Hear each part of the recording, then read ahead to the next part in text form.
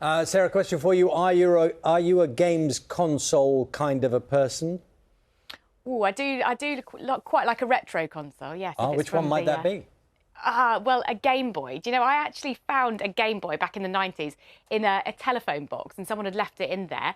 And I reported it to the police, said, I found a Game Boy. And they said, well, if nobody comes and claims it within the next week, it's yours. And I've still got it. Well, there you go. There you go. Yeah, treasured. Thank you very much, Sarah. The reason I asked that is because the story we're doing next is all about technology, the world of gaming changing lots, of course, over recent years. Use of artificial intelligence is making things much more complicated and better.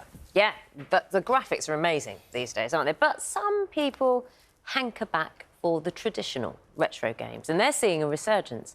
Nintendo's Game Boy was first released in 1989, and it was a grey box with a small screen, tinny speakers. Still, it became one of the best-selling consoles of all time. Take a look. They said it wasn't humanly possible, but now you can have all the power and excitement of Nintendo right in the palm of your hand. Introducing Game Boy.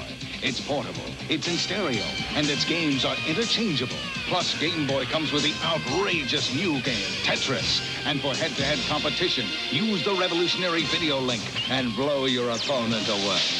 Game Boy, only from Nintendo. Now you're playing with power, portable power. Now, if you want to talk retro, this is the person to talk to. This is retro games collector Frazer Rhodes. Hello. Hi. What have you brought? These are a selection of things from my retro game museum. What are we not allowed to touch? You can touch everything, but what I would say is we've got everything from games at £20 up to games at £20,000. What one? So this is a game called Metal Slug. Yeah, you touch it. Turn it round that way to that camera. Here we go. There we go. So Metal nobody Slug. expected this game to be worth that much money, but released in small numbers in 1995. A game that would have been played on what? A system called the Neo Geo, a console from 1990. OK, now go backwards down the line. The cheapest and probably the most common item that people would have had going way back, the Game Boys here, yes? Yes, that's right. Tell us about those. So it was a stroke of genius, really, from Nintendo to create the Game Boy, because it took the technology it was already using with the Game & Watch series and then implemented it in a system that was portable, it was cheap, but importantly, the games were fantastic. Best games? Undoubtedly, Tetris. It was a stroke of genius to include it.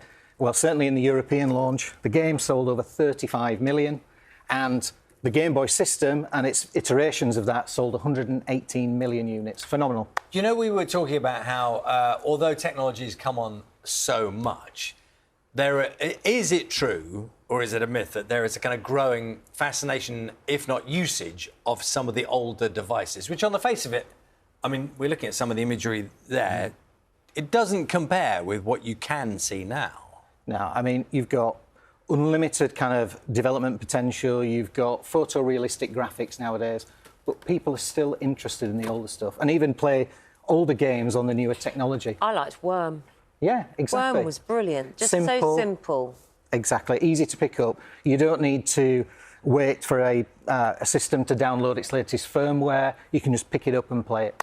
This box here in itself is rather lovely, isn't it? Can you give us which camera you want?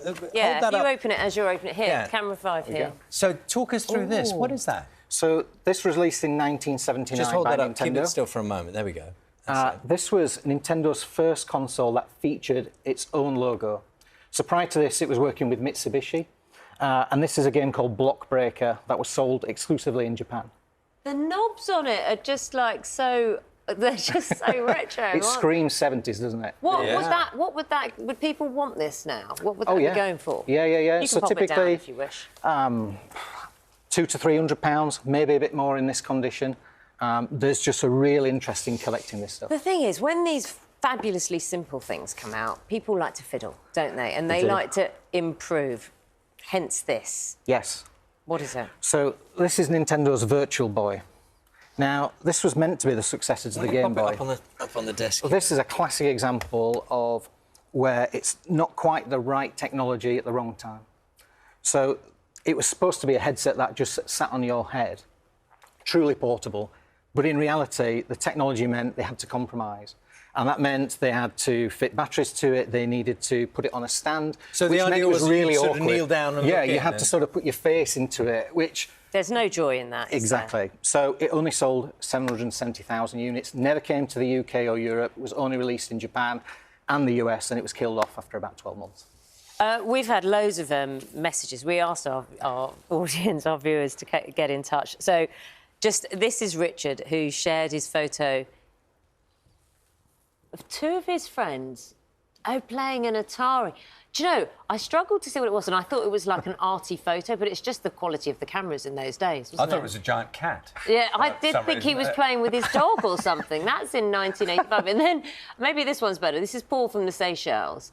Oh, wow. You'd like this, Frazer. This is a collection of more than 200 games for the NES system. Now, what was that? He says he's got a Game Boy. So NES was... Nintendo Entertainment System. Right. So it was the 8-bit system from Nintendo. It was called the Family Computer or the Famicom in Japan. Really so popular. Justin in Hereford, his Game Boy is now part of the wall art, in his home. Wow. Samantha said she's 37, still plays on a Game Boy. She received it as a birthday gift from when she was a child. Says she once played it for so many hours in one day. Okay, she was physically sick. Wow, I didn't know that was going that way. You hear a lot of stories of discoveries made because anecdotally, people are saying, "Oh, I was looking through my parents' loft, maybe my grandparents' loft now, and I found this. It was in the garage." Or Yep. Happens all the time, and discoveries within games, but equally garage finds. You know what I mean, or loft finds. There was one recently. That exact game was found in, I think, in Preston. Came up for sale, sold overnight, £16,000. Well, Daniel... £16,000. It's a lot of money. Daniel got in touch, Daniel Miles. He said he found his old Game Boy in the attic, in his mum's attic last year. And after a dust-off, trip to the game store, worked like new.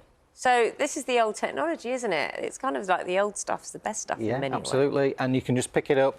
Anybody aged 10 to 100 can pick up that Game Boy with Tetris and they'll be playing it straight away. Really nice chatting with you today. Good. Thanks for bringing this stuff in. Very welcome. I'm staggered by the values. We've got Frazer, headlines coming up for you in just a moment.